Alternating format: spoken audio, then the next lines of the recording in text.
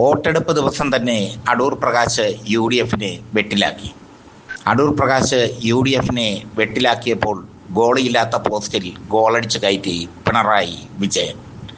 അടൂർ പ്രകാശ് രാവിലെ മാധ്യമങ്ങൾക്ക് മുമ്പിൽ പ്രസ്താവന നടത്തി, ദിലീപിനെ ന്യായീകരിച്ചുകൊണ്ട്. അതിജീവിതയ്ക്ക് നീതി കിട്ടിയതിൽ സന്തോഷമുണ്ടെന്നും, എന്നാൽ ദിലീപിനെതിരെ ഗൂഢാലോചന നടന്നെന്നും, ദിലീപിനെ തനിക്ക് വ്യക്തിപരമായി അറിയാമെന്നും, ദിലീപ് നല്ല കുട്ടിയാണെന്നും ഒക്കെ U D F convener Adoor Prakash പറഞ്ഞു. ഇതോടെ യു ഡി എഫിൽ ബോംബ് തന്നെ പൊട്ടി. മാത്രമല്ല, അടൂർ പ്രകാശ് ഒരു വാക്കുകൂടി പറഞ്ഞു, സർക്കാരിന് വേറെ ജോലിയില്ലാത്തത് കൊണ്ടാണ് അപ്പീലിന് പോകുന്നതെന്ന്. വേറെ ഒരു ജോലിയും സർക്കാരിനില്ലേ എന്ന് അടൂർ പ്രകാശ് കളിയാക്കി. മുമ്പ് രാഹുൽ മാങ്കൂട്ടത്തിലിനെ ന്യായീകരിച്ച് വെട്ടിലായ അടൂർ പ്രകാശ് ഇപ്പോൾ വേട്ടക്കാരനായ ദിലീപിനെ ന്യായീകരിച്ചു വെട്ടിലായി. അടൂർ പ്രകാശിന് പിന്നീട് പ്രസ്താവന തിരുത്തേണ്ടി വന്നു. അടൂർ പ്രകാശിൻ്റെ പ്രസ്താവന KPCC അധ്യക്ഷൻ തള്ളിക്കളഞ്ഞു.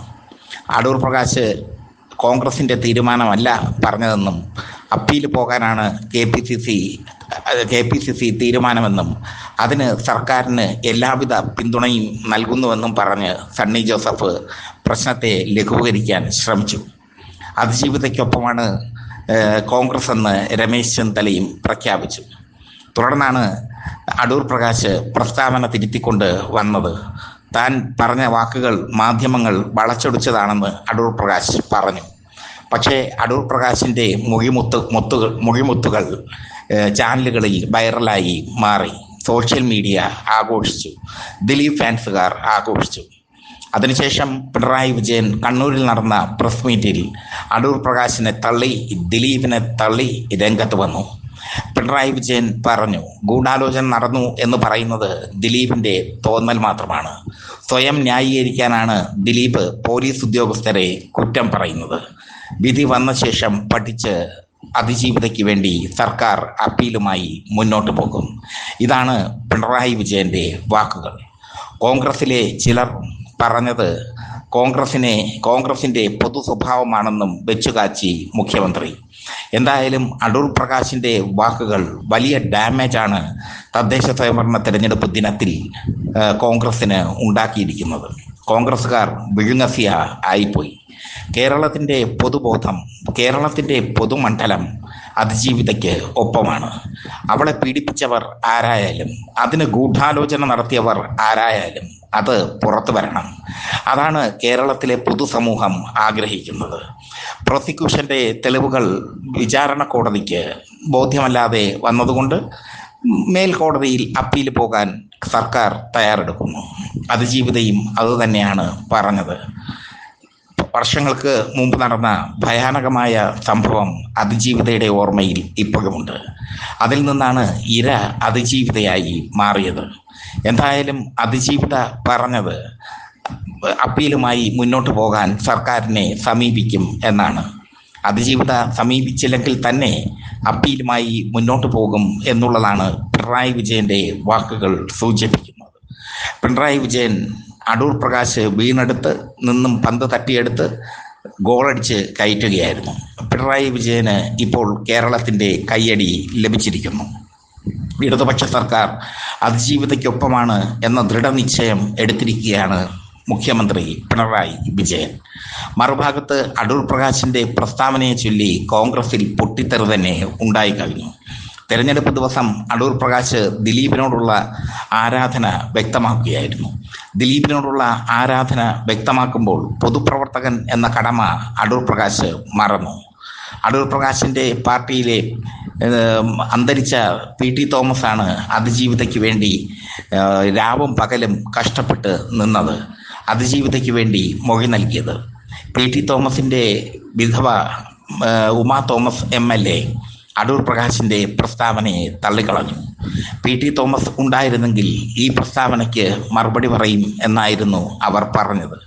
UDFിനെ കൂട്ടക്കുഴപ്പത്തിലാക്കി കളഞ്ഞു അടൂർ പ്രകാശ് ഒറ്റ പ്രസ്താവനയിലൂടെ. അതിനെ രാഷ്ട്രീയമായി നന്നായി മുതലെടുത്തു പിണറായി വിജയൻ. കേരളത്തിന് ഒരു മുഖ്യമന്ത്രിയുണ്ട്, അത് പിണറായി വിജയനാണ് എന്ന് അതിജീവിതയെ സ്നേഹിക്കുന്നവരെ കൊണ്ട് പറയിക്കാൻ ഒറ്റ പ്രസ് മീറ്റിലൂടെ അദ്ദേഹത്തിന് സാധിച്ചു. അദ്ദേഹം പറഞ്ഞ വാക്കുകൾ ശ്രദ്ധേയമാണ്. ഗൂഢാലോചന നടന്നു എന്നത് ദിലീപിന്റെ തോന്നൽ മാത്രമാണ്.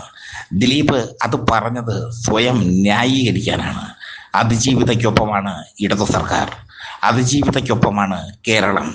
വിധി പഠിച്ച ശേഷം ഇനിയുള്ള നിയമവശങ്ങളെക്കുറിച്ച് ആലോചിക്കും. അതാണ് പിണറായി വിജയൻ പറഞ്ഞിരിക്കുന്നത്. തെരഞ്ഞെടുപ്പ് ദിവസം അടൂർ പ്രകാശ് കോൺഗ്രസിനെ വെട്ടിലാക്കിയതിൽ കോൺഗ്രസിലെ നേതാക്കൾക്ക് അമർഷമുണ്ട്. അടൂർ പ്രകാശിന്റെ വിവാദ പ്രസ്താവന ചാനലുകളിൽ വന്ന മാത്രയിൽ തന്നെ KPCC അധ്യക്ഷൻ സണ്ണി ജോസഫ് അതിന് വിശദീകരണവുമായി ഇറങ്ങിയത് ശ്രദ്ധേയമാണ്. അദ്ദേഹം പൂർണ്ണമായും അടൂർ പ്രകാശിനെ തള്ളിക്കളഞ്ഞു. അടൂർ പ്രകാശിനെ തള്ളിക്കളഞ്ഞുകൊണ്ട് തെരഞ്ഞെടുപ്പ് ദിവസം ഉണ്ടാകുന്ന ഈ അടൂർ പ്രകാശിന്റെ പ്രസ്താവന ഉണ്ടാക്കിയേക്കാവുന്ന വലിയൊരു ഡാമേജ് ഒരു പരിധിവരെ ലഘൂകരിക്കാൻ അദ്ദേഹം ശ്രമിച്ചു. പക്ഷേ അതിനകം കാര്യങ്ങൾ കൈവിട്ട് പോയി കഴിഞ്ഞു. മന്ത്രി വീണ ജോർജ് അടൂർ പ്രകാശിന്റെ പ്രസ്താവനയ്ക്കെതിരെ രംഗത്ത് വന്നു. അതിജീവിതയ്ക്കൊപ്പം ഇടതു സർക്കാർ കാണുമെന്ന് വീണ ജോർജ് അസന്നിഗ്ധമായി പ്രഖ്യാപിച്ചു. അടൂർ പ്രകാശിന്റെ പ്രസ്താവനയ്ക്കെതിരെ അതിജീവിതയെ സ്നേഹിക്കുന്ന കേരളത്തിലെ ജനങ്ങൾ രംഗത്ത് വന്നു. വോട്ടെടുപ്പ് ദിവസം തന്നെ സ്വയം UDFന് മരണശയ്യ ഒരുക്കിക്കളഞ്ഞു ഈ പ്രസ്താവനകളിലൂടെ അടൂർ പ്രകാശ്. അദ്ദേഹത്തിന്റെ രാഷ്ട്രീയ ജീവിതത്തിൽ പലപ്പോഴും വിവാദമായ തീരുമാനങ്ങൾ എടുത്തിട്ടുണ്ട്. രാഹുൽ മാങ്കൂട്ടത്തിൽ വിഷയത്തിൽ അടൂർ പ്രകാശ് എടുത്ത തീരുമാനം വിവാദമായിരുന്നു. രാഹുൽ മാങ്കൂട്ടത്തിനെ ആദ്യഘട്ടത്തിൽ ന്യായീകരിക്കുന്ന നിലപാടാണ് UDF കൺവീനർ സ്വീകരിച്ചത്. അതിൽ രമേശ് ചെന്നിത്തലയ്ക്കും K മുരളീധരനും സണ്ണി ജോസഫിനും അതൃപ്തി ഉണ്ടായിരുന്നു, സതീശനും അതൃപ്തി ഉണ്ടായിരുന്നു. കോൺഗ്രസിലെ മറ്റു നേതാക്കളെല്ലാം അതിജീവിതയുടെ പ്രശ്നത്തിൽ, അതിജീവിതയുടെ വിധിയിൽ അല്ലെങ്കിൽ ദിലീപിന് അനുകൂലമായ വിധിയിൽ കരുതലോടെ പ്രതികരിച്ചപ്പോൾ അടൂർ പ്രകാശിന്റെ പിടിവള്ളി വിട്ടുപോയി. അടൂർ പ്രകാശ് ദിലീപിനോടുള്ള വിധേയത്വം തെളിയിച്ചു. ദിലീപുമായി തനിക്ക് വ്യക്തിപരമായി ബന്ധമുണ്ടെന്നും ദിലീപിനെ തകർക്കാൻ ഗൂഢാലോചന നടത്തിയെന്നുമൊക്കെ അടൂർ പ്രകാശ് വെച്ചു കാച്ചിയത് ഏതർത്ഥത്തിലാണെന്ന് മനസ്സിലാകുന്നില്ല. അടൂർ പ്രകാശ് കോൺഗ്രസിലെ സമ്പന്നനായ നേതാവാണ്. അടൂർ പ്രകാശ് കോൺഗ്രസിന്റെ പ്രധാന ഫണ്ടർമാരിൽ ഒരാളാണ്. ബാർ മുതലാളിയാണ്. വിദേശത്തും ബിസിനസ്സുകളുണ്ട്. ഇങ്ങനെ പല വിധത്തിൽ അടൂർ പ്രകാശ് നിറഞ്ഞു നിൽക്കുന്നു കോൺഗ്രസിൽ.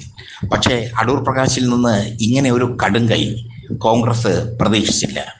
വേട്ടക്കാരനോടൊപ്പമാണ് കോൺഗ്രസ് എന്ന തോന്നൽ വോട്ടർമാർക്കിടയിൽ ഉണ്ടാക്കാൻ ഇതിലൂടെ അടൂർ പ്രകാശിന് കഴിഞ്ഞു എന്നതാണ് അടൂർ പ്രകാശിന്റെ പ്രസ്താവനയുടെ പരിണിതഫലം. അതുകൊണ്ട് തന്നെ അദ്ദേഹം പ്രസ്താവന തിരുത്തി അതിവേഗം രംഗത്തെത്താൻ ശ്രമിച്ചെങ്കിലും കാര്യങ്ങൾ കൈവിട്ടുപോയി. ഇലക്ഷൻ ദിവസം അടൂർ പ്രകാശ് നടത്തിയ വിവാദ പ്രസ്താവന KPCC ഗൗരവത്തോടു കൂടിയാണ് കാണുന്നത്. UDF കൺവീനർ എന്ന നിലയിൽ അടൂർ പ്രകാശ് നടത്തേണ്ട പ്രസ്താവനയല്ല അത്. പക്ഷേ കൈവിട്ട വാക്കും കൈവിട്ട ആയുധവും തിരിച്ചെടുക്കാൻ പ്രയാസമാണ്.